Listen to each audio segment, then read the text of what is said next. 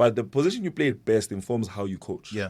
So now, if he played as a defender, that means he's seen the game from the back and from the front. Yeah. For a defender, the main quality of a defender in football is problem solving. Yeah. How do you solve a problem when a team is running at you? Is running at you. So when he becomes a coach, what is he trying to solve? That problem. Yeah. To say, okay, fine. How do we shut them down?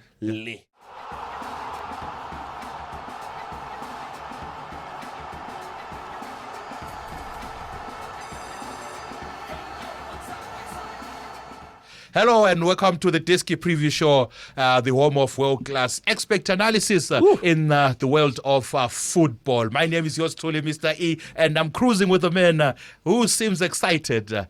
His name needs no introduction as usual. Yeah. Ladies and gentlemen, let me introduce to you the one and only Master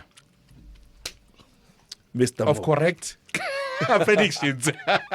How are you, Mo? I'm all right. Welcome back, man. I thought you were going to go Master Mr. Mo. I was like, hey, that was going to be a big tongue twister for me. I was going to break my tongue. How are you, buddy? No, I'm good, Mr. It's been I'm a while. Yeah, it's been a while. I think 1 week off, but we are back again. We took a break last week, just to go recalibrate. Yeah. Just You're going to break your teeth this time around. Today we're going to be taking a look at the big game that will be happening at the Peter Mokaba Stadium, not the old one, the new one, where the big giant of Soweto, Orlando Pirates, will clash with Marumo Gallants. At stake is 6 million, right? For the Carling Black Label Cup. Yeah. It's the Carling Black Label Cup final, and at stake it's 6 million. Who's going to take this one? That is what we are here to discuss with the gentleman that I have here. And we'll also get some time to take a look at the squad that has been assembled by Hugo Bros. That will be traveling to the AFCON finals. Stay tuned. When we come back, we're going to be taking a look at the final of the Carling Black Label Knockout Cup.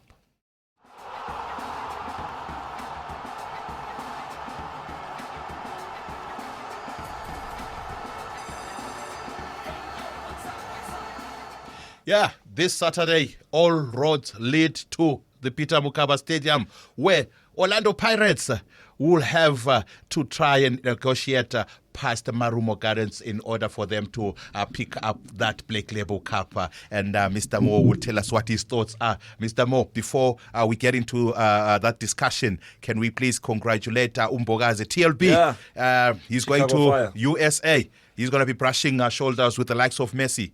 Yeah, 100%. What a dream. I was not shocked, but I found it hilarious when they were unveiling him. They were like, defender. Yeah. I was like, Chicago Fire doesn't play. Yeah. But we move on. So yeah, Mr. E, it's a great thing, and a lot of talent is now emerging overseas as well. That's going to be part of the CAF squad when we talk about it now. Yeah. A couple of players, one from Club Bruges. Yeah. One I believe from the English top flight. So there's a lot that's going to be unpacked. But I don't know if it's a loss for Pirates or if it's a gain for South African football. It is both. I think it's going to be a loss for Orlando Pirates. I think he was one of the key defenders. Now, those who will be left behind, Reyners is going to eat nicely in January. Reyners and Salis, they're going to enjoy themselves. They will have the time of their lives in January. Against Pirates. Because if you take a look at most of the games that he played in, I think he was crucial in stopping those attacks. Now, I think it's all smiles for most of the strikers in the country. But the offer must have been unresistible because for number one, for Pirates to have let him go now. Yeah. They could have easily said, no, let's wait for January or let's wait for the end of the season until... Yeah. Oh, by the way, it's with immediate effect. It looked like it. Yeah. So I don't know, maybe the club at this point said, hey, the offer is unresistible, we have to take it now. Yeah. Or we've seen it with Pirates before where they'll say, no, let's negotiate, let's go back and forth. Yeah. But this one looked like it just happened. It had, maybe the discussions had started or were initiated way back, and it's only now that maybe they are buttoning down the deals for him. 100%. Yeah. But congratulations to him. Congratulations to Chicago Fire. They got a good signing there. Yeah. Let's hope that the future is as bright as as his past at Orlando Pirates was. I think he's going to be one of the most kept Bafana players of all time. Yeah. because if he continues to play like this and if he continues to play at this level, we might be looking at a player who can give us 15 to 10 years in terms of the Bafana outfit. So in terms of who he is, in terms of how he's delivered himself to the top flight of South African football, in terms of why an offer like that would have came through, he will impress and he will be on the first plane out to to Europe. So I think we've seen that with was it Munetsi? Yes. Yeah, who left Orlando Pirates. He went somewhere, but right now he's in the English Premiership. Yeah. So probably he's following in his footsteps. I think with Mbogazi it'll be the same thing. Once he gets there and he continues to play the way he is, he'll probably be on his way to Europe. We'd like to say congratulations to Mbegezeli Mbogazi for his dream move to the United States. We're still waiting for Mofokeng to see if he can go to Barcelona like they say. Yeah, go to Barcelona. But you never know. Maybe he's going to go to Atletico Madrid. Never know. But we wish him all the best as he searches for a new team 100%. overseas. I think it's everybody's dream to go and play overseas. 100%. Yeah. But on our hands today, it's a big one happening at the Peter Mokaba Stadium. What's your take on that? It's a big one, Mr. E, but we have to go back to where this competition started off. Obviously, everybody remembers that great I don't know if to call it a press conference, but a launch, where they had the players sitting there on a bench. Each club had a player representing, and they all did the draw. And Pirates was drawn against Siwelele FC. What you call this? TS Galaxy was drawn against Orbit College. So Saleng was there involved in that one, and then we also had the big ones. You know, Sundowns was facing Marumo Gallants, and then also Kaizer Chiefs was facing Polokwane. So all in, Stellenbosch. Kaizer Chiefs was facing Stellenbosch. So all in all, I mean, at that stage of the competition, all of us thought that no, man, the big clubs will carry on all the way to the final. Maybe to the semi-finals at least. And then the surprise was that a lot of underdogs managed to deliver the result. For example, Pirates won their game, but Amazulu lost to Magesi. Durban City beat Polokwane, and then Golden Arrows beats Kukune, which, honestly speaking, Mr. E, all the big sides, they failed by the side.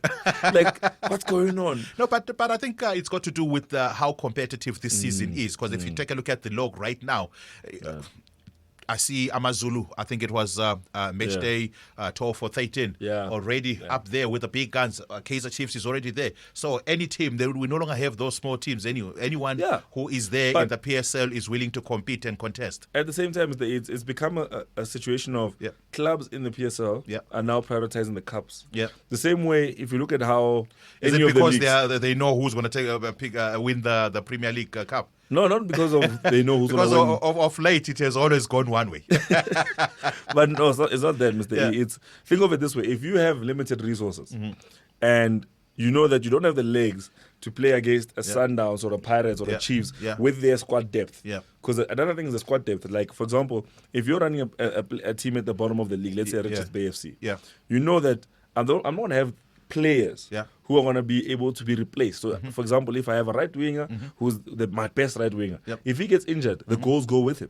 So you don't have the squad depth to take that player and risk him week in, week out to be able to deliver the league. So rather you risk him in the cup and give him these best minutes, his full minutes, so that he can get you somewhere. And you know what? This logic has always been there in terms of how football has been played. But this season we saw a lot more of that, where, like I said at the end of last season, most of these results we're seeing because the smaller clubs are prioritizing and putting all the energies into the cups. Into the cups. In the league, yes, they know, okay, fine.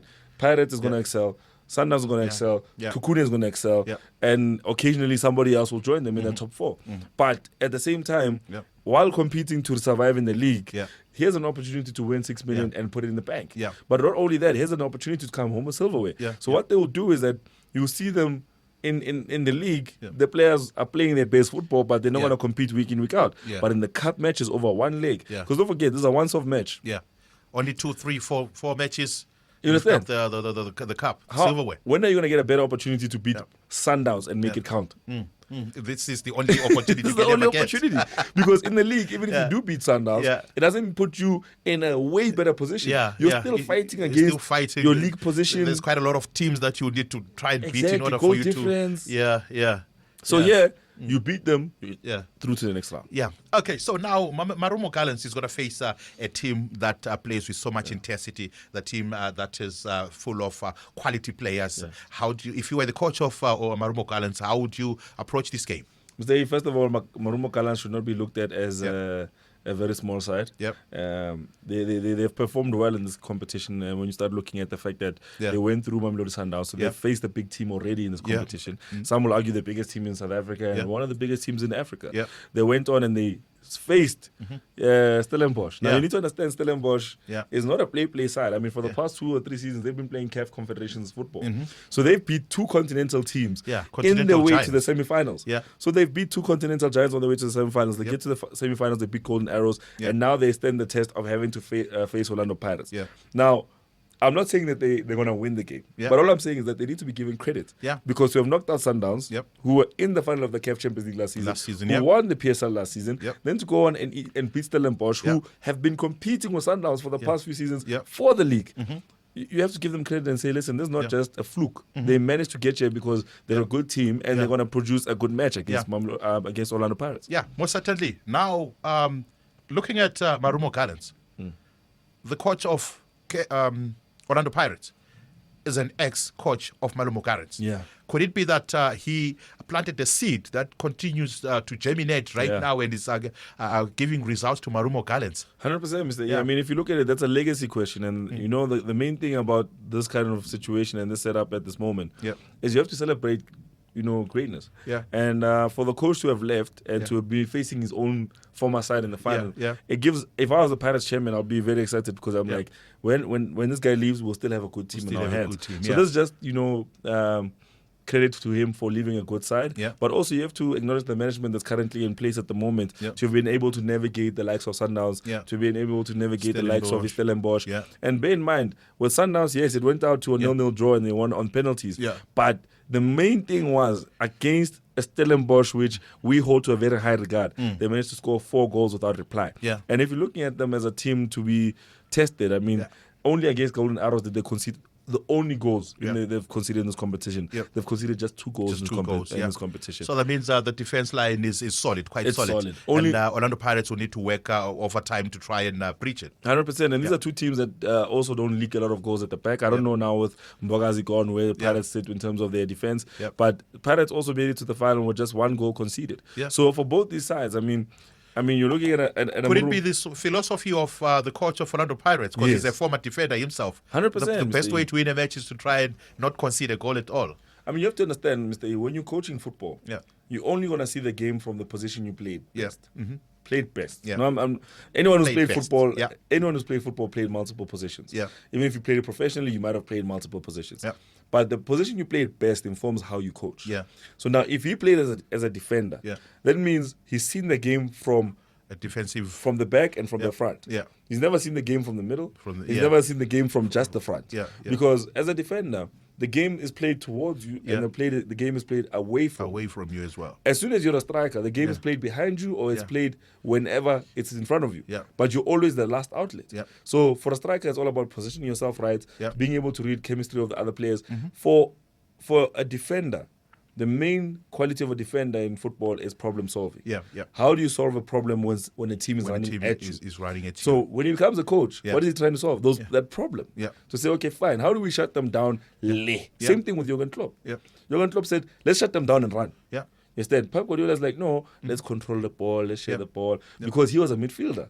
So as soon as you have a coach that comes from a defensive history, especially like if you look at Nuno Espirito Santo, Nuno was a goalkeeper. If you look at his teams, defensively, they're solid. Because he's solving the problem 3-4 rows through 3-4 plays before the last pass. So, and there I said, that's why most strikers don't actually go into coaching and succeed. Because the game is played behind them. You understand? So your Michael Owens, you understand? Those guys, yes, they know football. Yes, they understand the game. But they're not necessarily they've not played the game from watching it unfold, coming towards and understanding that, okay, you understand, if this guy misses this ball, I need to cover, get that ball to block this off. So that's where the major difference sits in terms of how coaches approach this, and that's correct. Him being a defender is reminiscent of how he's built up his sides. A clean sheet obviously is going to be the most important thing, but it's not about delivering the clean sheet, it's how you block the opponent from playing into your goal. So that's, I think, it's just a legacy that he has at Marumo Gallants and one he's building at Pirates. There it is. I promised you a world-class analysis. You heard it from the horse's mouth. That's Mr. Mo as we continue the conversation on the big game that's happening over the weekend where Marumo Gallants will go head-to-head with Orlando Pirates. Do they stand a chance of winning this one or maybe causing an upset? Please let us know in the comment section as we get into the prediction side of things. Mr. Mo, yes, I know Undaba Itet.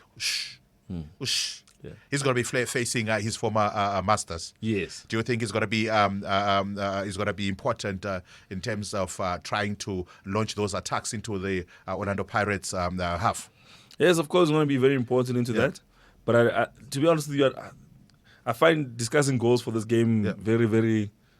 It doesn't appeal to me because I feel like this game is going to go all the way down to either the extra time or it's going to go through to penalties. No, don't worry.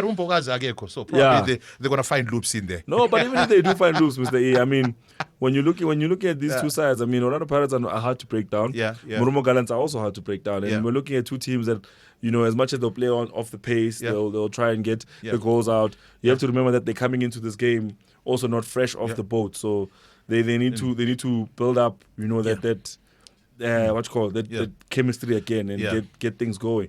Now should this match go to penalty shootout? I think it's going to be quite interesting because you've got Tusipo Chine on one side for Orlando Pirates, and is it Washington Arubi from Marumo Gallants? Two capable goalkeepers who are penalty specialists. I mean, in terms of stopping penalties, I think it's going to be interesting to see how that one pans out. 100%. I think Marumo Gallants will go into this game respecting, first of all, the tactics of their former coach, but also the ability of Orlando Pirates. So they won't go in and try and score 5 goals. They want to score the goals. But they'll be more worried about conceding and having to chase the game. So it will be a game that will be cagey. It will be a game that will, as a final goals, will have a lot of missed opportunities. But then I think it will have to go down to extra time and to penalties. Okay. That's okay. Maybe before I ask, which team or club do you think is going to win the Carling Black Label Cup? Pirates. Okay, there you have it. Exactly what I wanted him to say. He's saying so you also thinking those are the predictions of Mo. He's saying Orlando Pirates is going to win the Black Label Cup, and I'm saying so as well. I think we all agree here at the Diski Preview Show. It's the year of the sea robbers, Mr. E. Yes, they are robbing everyone, and they are taking and picking up all the silverware that they are participating in their finals. They don't care even if it's not silver; they'll take it, even if it's gold, even if it's gold, or even if it's Black Label. If it's a Black Label. I would like to see one player from Orlando Pirates. You know what, Mr. How he's going to celebrate winning the Black Label Cup. Before we wrap this up, I just want to say that we haven't actually taken into account the effect of the champion coach on both sides. Oh, yeah. Because don't forget, that day the coaches have to step aside and say, hey, champion coach, is it for 45 minutes? Yeah, for 45 minutes. Move on. So now also the votes, I believe they'll be voting for my substitutions. Hey, it's going to be an open game, so I guess. I think Pirates will be more affected by that than Marumo Gallants. So it will be a matter of, that's what I'm saying, it will cancel itself out. It won't go straight into win for Pirates. But looking at Orlando Pirates, if you were to go there as the champion coach, you know the players very well. Yes. But if you were to go to Marumo Gallants, you are not too sure on how those players That's what I'm saying. It's going to be a plus for Orlando Pirates. I'm saying it's going to be a minus for Orlando Pirates because the last person you want to tell you how to run your team is a fan. Is a fan. Yeah. Hey. No, I'm not saying in a bad way. All I'm saying is you have a million voices. Yeah. The Pirates. Yeah. Those million voices will be saying one or two things. Yeah. They're not gonna 100% get what they want. Yeah. So let's say the fans are saying 60-40. But it's funa utepo, and then the 40 saying it's funa ulebo. Master Chef. Yeah, you know what I mean? Yeah. So now all of a sudden it's like, okay, ulebo. Yeah. We're not gonna, like, and strategy on top of that. So I think the champion coaches, I mean, we've seen it in the past where you know, the votes, you know, we get the players we want, and it goes either way. But it's a minus more than it's a plus because, you know, the preparation that goes into preparing for a game on Saturday goes out the window because anything could happen when the votes begin. Yeah. You know, people can look at the badge, what's meaning funalo. Yeah. And then I don't care what happens, but I just want that bet. And then he hasn't gymed in a while, or so there's so many things to be considered. Yeah. So I think in that perspective, the effect of the way the tournament we know it to be will be affected by the fact that the fans have a say. And once the fans have a say, you have 1,000,001 voices. Against what I think for Marumo Gallants would be 1 or 2 voices. Yeah. No, not 1 or 2. 10,000 to 10,000 to million of voices. I'm not going to say anything about that. Just stick to your million voices for Orlando Pirates, and we'll have to do our research and find out. Voices for probably, they've got the voices are in their thousands for Marumo Gallants. Those are the predictions of Mr. Mo on the game that's going to take place at the Peter Mokaba Stadium over the weekend. I think that game is going to kick off on Saturday at 6 o'clock. Yeah. By 8 o'clock, we'll know who are the champions of the Carling Blake Label Cup. Stay tuned. When we come back, we're going to be taking a look at the squad that's been selected to go and represent Mzansi at the Africa Cup of Nations.